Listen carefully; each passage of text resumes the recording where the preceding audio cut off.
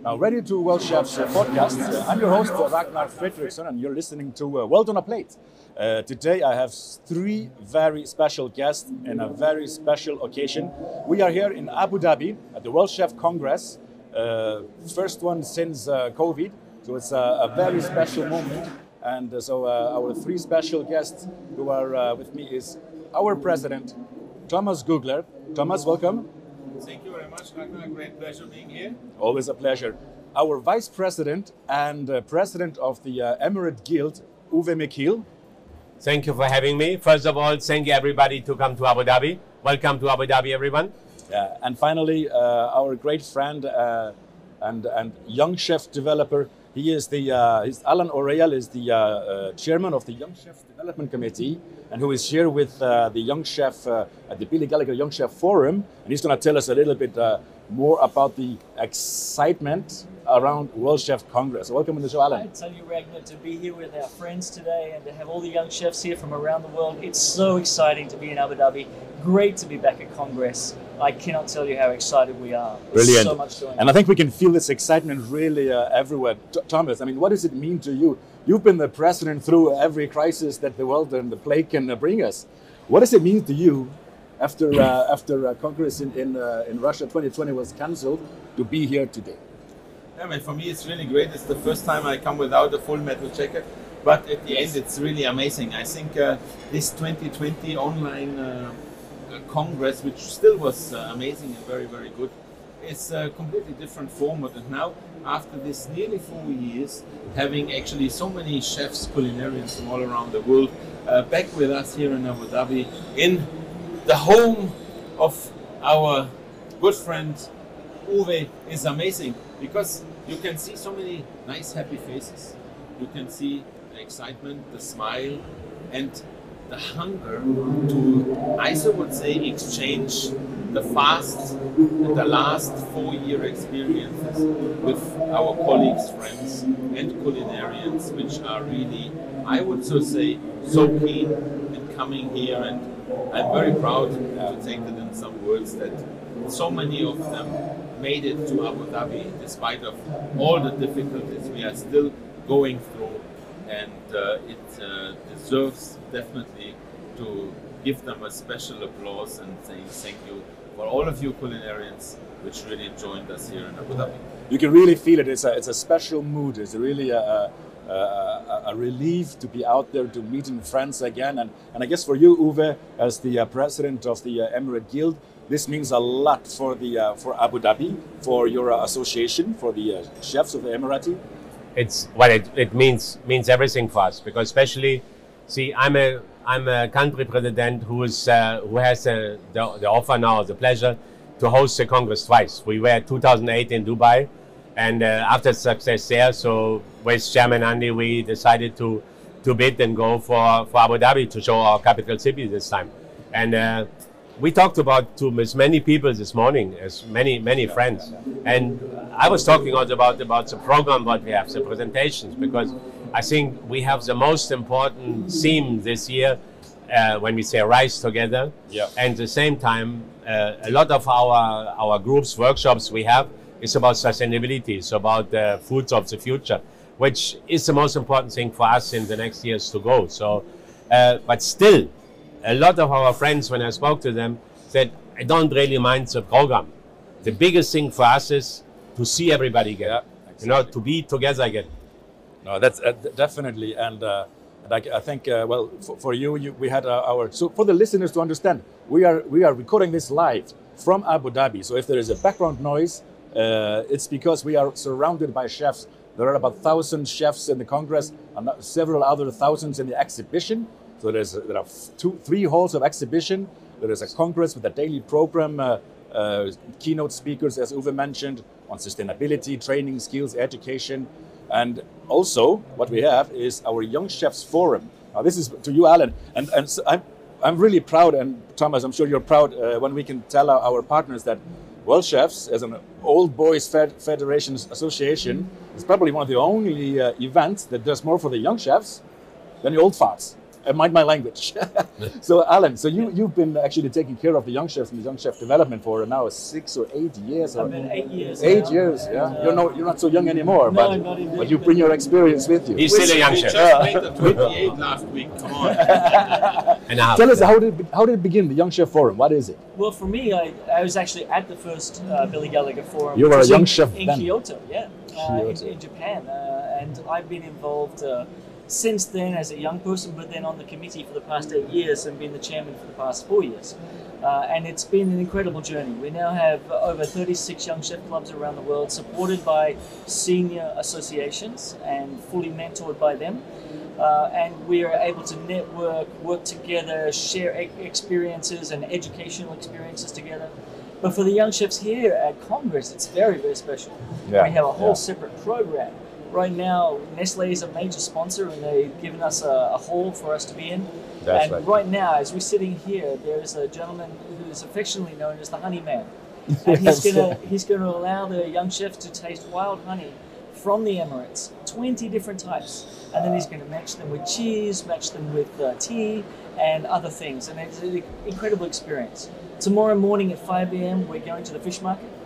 In the afternoon we have the great privilege of going to the Presidential Palace. That's right. Where we're going to tour the back of house kitchens, and I just can't wait. And that's a unique thing. That's really hard to get in there. And Really hard thanks to to get in. Andy and Uwe and the team here in Dubai and the Emirates that they allowed that to happen. Absolutely. So the young chefs who come to Congress, they have an extraordinary passport to the culture of any city that we go to, and it's all thanks to the organizers and of course World Chef committees. Exactly. Yeah, it's a great thing. And Thomas, so much happening. We mentioned the Congress, the speaker program. Now the Young Chef, Billy Gallagher Young Chef Forum. Also, we have a competition, the Global Chef Challenge. Tell us more about the Global Chef Challenge. Global Chef Challenge for me is definitely every 2 years one of the highlights, and this is what all the chefs around the world are fevering for.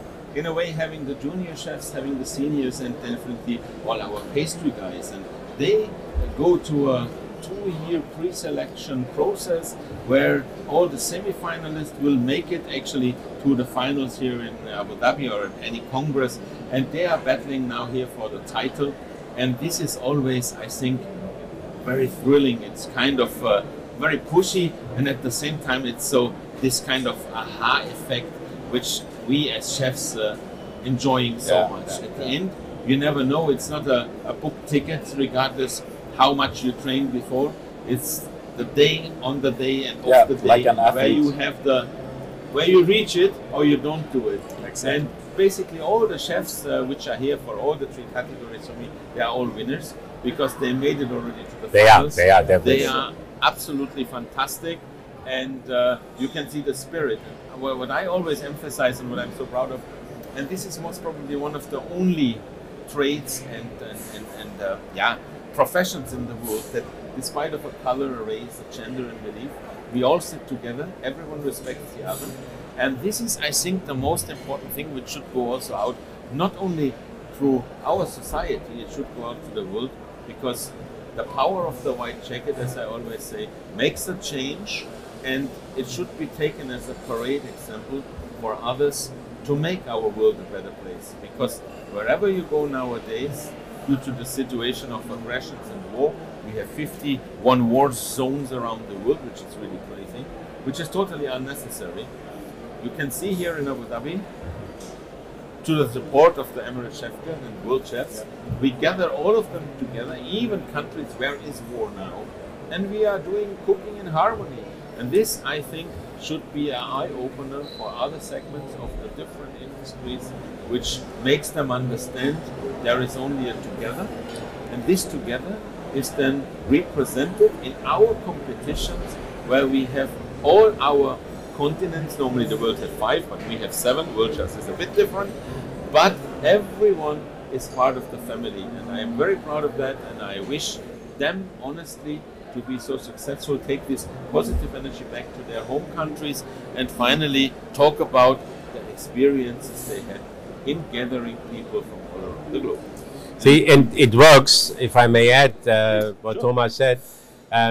We have a few unwritten rules. We never talk about religion. we never talk about politics, whatever happened outside, we talk about food. And right now, the biggest thing we talk about, how can we feed the people in 10 years and 20 years and 30 years? So half of our program, if I mentioned at the beginning, is about sustainability. And you ask about the global chef. And 2 years in Singapore, we will have the first time a global vegan chef. That's right. So we have a competition, especially for vegan, because we do believe that it's something which has to be promoted a lot more than what we do now. So guys, don't forget, in 2 years, Singapore, start saving, put a little bit money in the side every month, and then I see you all in Singapore. Absolutely. If you haven't been to World Chef Congress yet, and if you missed this in Abu Dhabi, then you should be seriously thinking, if you care about your profession and your development, that you should be saving up for Singapore. But we are here now in Abu Dhabi, and we just started the fun. And I think what you said, Thomas, is really right. We bring worlds together. We have almost 100 nationalities here, thousands of chefs, as I said. And I think that's important for you, Uwe. It's the, you said we're rising together. We're rising together. And there's a special feeling for you. The journey of organizing this Congress under COVID is the most important Congress we ever organized since Second World War, probably. It's very hard. It was very hard the last 2 years. And with all the situation happening everywhere in the world, it is. But even if all of us who are involved, who said until yesterday, never again, when you meet all the people, when you go through the corridors now, right now, you don't see it, Ragnar, behind you, a lot of people passing and waving to us. Yeah. You forget all the work before. Yeah, absolutely. The feeling is... Uwe today said 8 times to me, Thomas, what's next? What's next? No, it's a tremendous amount of work to set up such a Congress. And so we're really thankful, Uwe, for taking on the responsibility. And also I want to mention Antti Cuthbert and the whole team, with Majed, with the whole team that is working behind the scenes. You can imagine how many little hands are, the many volunteers to make all this happen. It's just amazing. So congratulations and thank you. It's not a one-man show. It's not a one-man show. It's like what the whole Worldchefs is about. Yeah, we rise together as a team, together.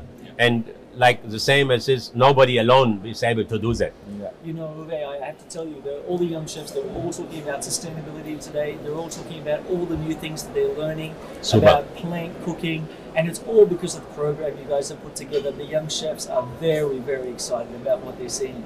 It's really well done. So that's brilliant. Yeah. So it's already part of what we wanted to achieve. It's already achieved. When we managed to get the young chefs interested and started working on this, when they go home and they tell their senior chef who's not interested in that, and they go and go back to him and say, we have to do that, then we have already reached a big step. I think one of the things that several people have told me, the young chefs, they said they never really thought about the center of the plate being vegetable more than protein. And that was really hit home for quite a few of them. So that was a really great thing that was happening this morning. And so they're just so excited. So it's a great program. I had a very big discussion with someone yesterday, and he had a piece of fish. And he said, where's your protein? And then my wife had a pack of nuts. And then I calculated to him and said, she has more protein than you had in your plate. That's right. Without having any meat or fish. And we can't emphasize this enough. Actually, what you're saying here, Alan, is that Worldchef is about developing the young people. It's about education. All that we do is about education and uplifting the standards of our industry. And I guess, with your people that you see, what is the ambience? There's the enthusiasm there. The enthusiasm and the excitement that we're seeing after COVID now, and even with guests on the resort. Because I work in a large resort, and so it's great to see the guests coming back. But what we're really seeing is massive demand, because people have been pent up. They've been sitting at home. They can't wait to get out. But they're also coming out with a renewed sense of information and learning about what they've been doing. So they're enthusiastic about the future of the profession, the business they're in. Not just the profession, but it talk about modern eating and eating less fat and eating less meat, and all of these things are happening, and it's a conversation that we have to listen to as an industry. And I think as a body, Worldchefs is doing a great job in trying to send that message down the pipeline, because the young chefs, they're the ones who are going to deliver it. We failed, right? Yeah. I mean, let's face it. But now we're moving forward, and we're trying to give them the tools that they need so they can move forward successfully. I mean, if you have to say that, see, the given parameters are most of the time your biggest handicap. Right. So like when we are working now, on our bylaws or on our standing rules and regulations. You have to go with the time. They have been written 20, 30, 40, 50 years back. And to catch up with the industry, to catch up with the modern trends, you have to also update them. And this is really important for an organization, for a global world body, to be always up to date. And this is exactly with cooking skills, with directions, with thinking out of the box, and as we say, making the world a better place. Yeah. And we have some great announcements at this Congress. Thomas, the Worldchef Academy. We just launched now a new version. You want to tell us about the Worldchef Academy? Yeah, that's a very good one actually. I was very lucky because I went back to Saudi catering and whatever, and it's one of the biggest caterers in the world.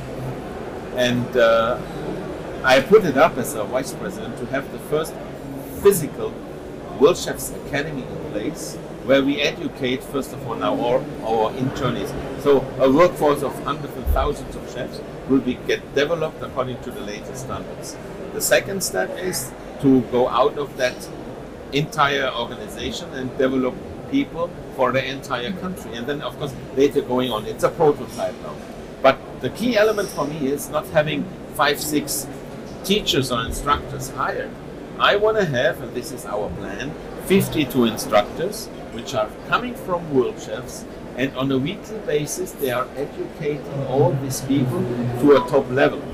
And I made it in a funny way, saying that obligatory that everyone, despite of a position, from a commie to an executive chef or to a director, has to go through the pre-commie program. Because a pre-commie program, what we are running now, basics, the introduction, the essentials and fundamentals in doing a good job. And you wouldn't believe how many of our, so we call them head chefs or executive chefs globally, struggle to go through the pre-commie program because it looks so easy, but it's not. Because regardless if you make a mistake or not, the result will not show you what you made wrong. So you have to go through the whole course in order to achieve and to succeed. So it is not just changing a question. You have to take the whole parameter in the program again. And this creates a kind of in deep knowledge, because it will remain and it will stay in your head. You know, becoming great. And I think so we're growing Worldchef Academy, you know, as you mentioned now with the physical training, but also we are launching the Mandarin version of the Worldchef Academy. 3 commie chef training yesterday. So we're now up to, and I can't even remember, 7 languages now, with the Spanish, the Portuguese, the German, the Italian, now Arabic, and now Mandarin. And thank you very much for this nice young gentleman here, here, our Mandarin expert, 28 years of age, put actually with Disney and all the team, all the Mandarin in place, and big thanks to you. It's a real pleasure. I think that Benny and Edward and the team from Shanghai Disney Resort, they did a fantastic job working with Worldchefs to do the translations. There was a lot of learning for us, I have to tell you, as we went through it, but it was absolutely fantastic to do. And I think it's a great opportunity, because the idea behind this is the whole academy is actually to supporting countries and regions which are not so fortunate like others. They can't afford to go to schools, universities, whatever, but they want to be involved. And knowledge is the key to get further developed. So with this kind of pre-commie program, which they get a nice certificate at the end of the batch, whatever, with this they can apply even abroad. They have at least something which shows that they have a little experience in our trade. Yeah, it's a legacy project. Yeah, you know, it's going to affect young people for years to come, and what an amazing thing to do it in 7 languages already. Yeah, and it is. And I have to just remind the audience that what is so amazing is that it's mostly volunteer-based work, and that's the work that you do, Alan, you, Thomas, you, Uwe, and all the other thousands of volunteers behind Worldchefs, driving Worldchefs. And this is like this is you cannot measure that, the value of that voluntary work. Like for our viewers, of our listeners to know, I mean, all the boards, we are doing this on a voluntary basis and putting daily hours and hours into it. I mean, it's not 1-2 hours, it's really a lot of hours to run a global organization like this with, let's call it, millions of chefs around the world which are associated with us, and that's a big story at the end. It's about passion and having the heart on the right place. That's right. And you see, funny wise, if you look at the 4 of us, three have a lot of gray hairs and some have no more hairs. But it comes with the job. It comes with the territory. And there's another great announcement also. Worldchef Academy, where we have the pre-commis chef, we're extending it to other courses, and we're going to put the sustainability education, online sustainability education. So you can come in there, take the exam as you do with pre-commis chef. And at the end, you will get your certificate in a badge, digital badge, that you can then carry with you and so showcase your passion for your profession by doing so. And this is together with our partners Electrolux, Food Foundation, with Griffith Foods, and of course Nestle Professional, that have been a great support, and without none of this would exist. Yeah. And I just want to mention that because it's sustainability education, Uwe, I don't know what it meant to you, but we had the Minister of Emirati Minister of Climate Change and Sustainability and Environment and Climate Change. Let me get this straight. And what does it mean to you for the exposure of your organization to have the minister come to our event? It meant a lot for us when we were thinking who do we invite or to ask to do our opening keynote. And then when was Andy's idea when he came first and asked Her Excellency Mrs. Miriam to come. And she didn't really ask twice. She said, yes, it's a pleasure to come. And then when she left, she said to Thomas and myself, whenever we have something like this again, she will be happy to come and join, because we talk about what we are talking about here is exactly what is on her plate, what she's working for. Wow. And she said to the around 800,000 chefs which were sitting on that stage in the room, she said, guys, you are the most important people to lead that change which we need to go for.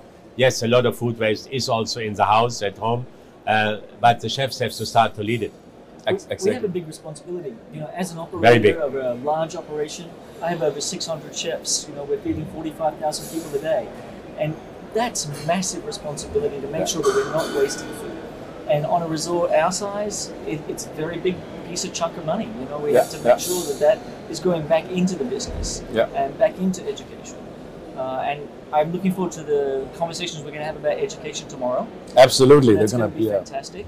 There'll be a full day of skills recognition, education, and how do we attract and retain skills and talent in our industry. And Alan, you will be a big part of that conversation.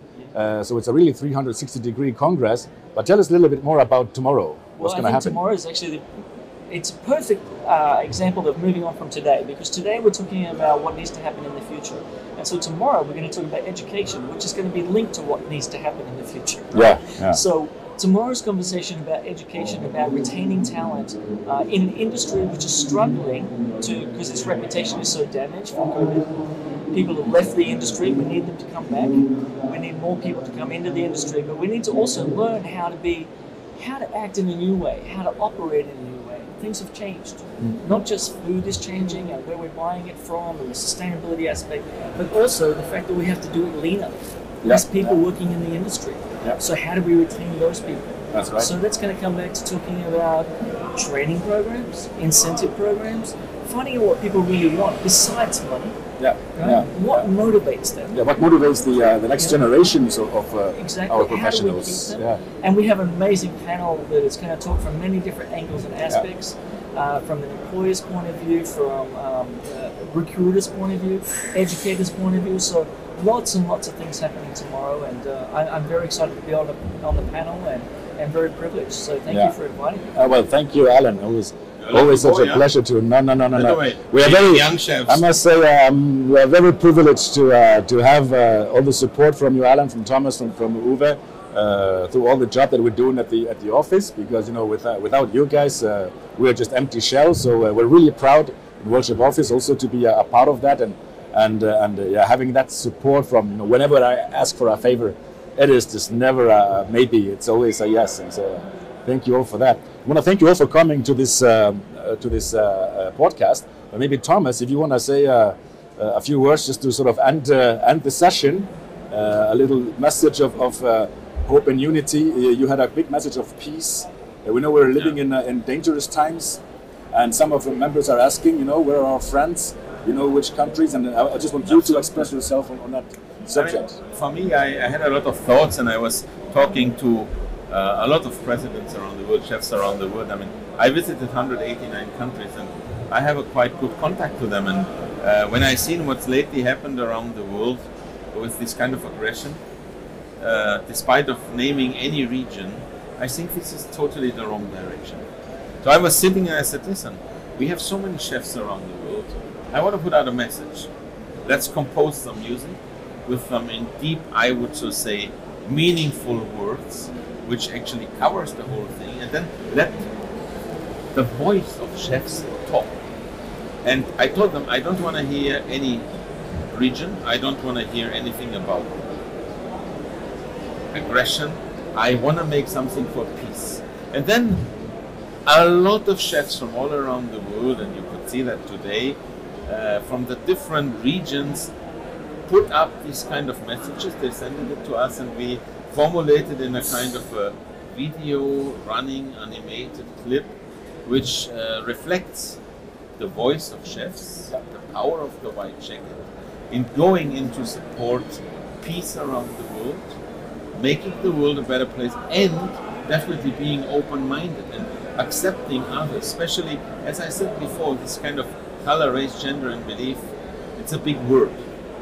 And we have members from 110 countries enrolled in Worldchefs, but I consider the other 90 countries as well as being part of Worldchefs, because we are not for exclusion, we are for inclusion. And inclusion means everyone can be part of this kind of noble, innovative organization as called Worldchefs, and we are open for everyone.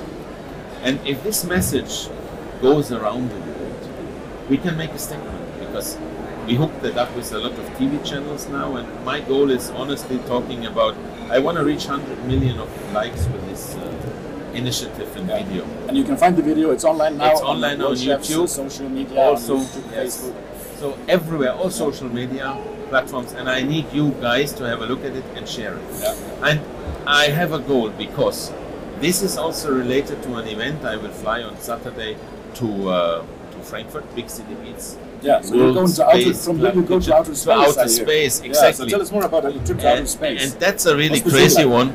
We had a kind of a dream. We went to the ESA space station with our food, and Worldchefs was on the ESA station, and the idea was to replicate this dish. It's a simple dish. It's a beef rendang with steamed rice, which has been eaten by all the cosmonauts and astronauts in the station. Will be reproduced here on Earth in 60 stations, in front of the Arc de Triomphe, in front of the Eiffel Tower, in front of the Burj Khalifa, and we have 60 governments which assign that. And our goal is to generate 1 billion meals for the needy on a kind of a charity-driven prospect. Now, my company, for example, I managed to get 150,000 meals sponsored from just one source. And it is not to give people money. It is giving the people physically meal for a day, which makes their day a good day. Because too many people around the world are starving. And I think with this good deed, we as chefs can make a big statement. What we can do on the world, we pushed it through the orbit, and we come back from outer space with music. And on the 3rd or on the 4th, respectively, I will be in Frankfurt on the Big City Meets event with 80,000 people in the stadium, talking about this project together with David Garrett and with David Guetta on stage. And it's a mega event in the club scene, and Worldchef is there. From Worldchefs to Space Chefs. Yes, at the end. And back to Worldchefs. We make the world going out of its borders and make it an orbital thing. And definitely with my space chefs, which I have now all around, it's an amazing challenge, and I'm so proud of all of you. And I know I can count on Uwe, on Ragnar and Alan, and all our friends and colleagues to make this happen, because we all need you guys. Wow, amazing prospect. So we move on, and we never stop. So from here to Frankfurt to Space Chefs and back. So thank you all the three of you for coming on the podcast. Going to space, but first come to Abu Dhabi. Come to If Abu you're Dhabi near, first, if you're not too far, we are still 3 days here. Come and join us. If not, as I said, take saving. I see you in Singapore. Singapore 2024. It'll be an amazing event. So thank you all three of you. It was really a pleasure to have you. Let's go and enjoy more and enjoy the friendship of all the people around here. So you've been listening to Worldchefs podcast. This is World on a Plate, and I'm still your host, Ragnar Fredriksson. And don't forget to sign up and follow us for the weeks to come up until next Congress, where we'll see you live in Singapore 2024. So 100%. I would say big thumb up for Thumbs up for the camera. Thumb up. Come to Abu Dhabi, come to us, visit us, we are waiting here for you, and all the very best, stay safe and healthy. Your Worldchefs team. Take care.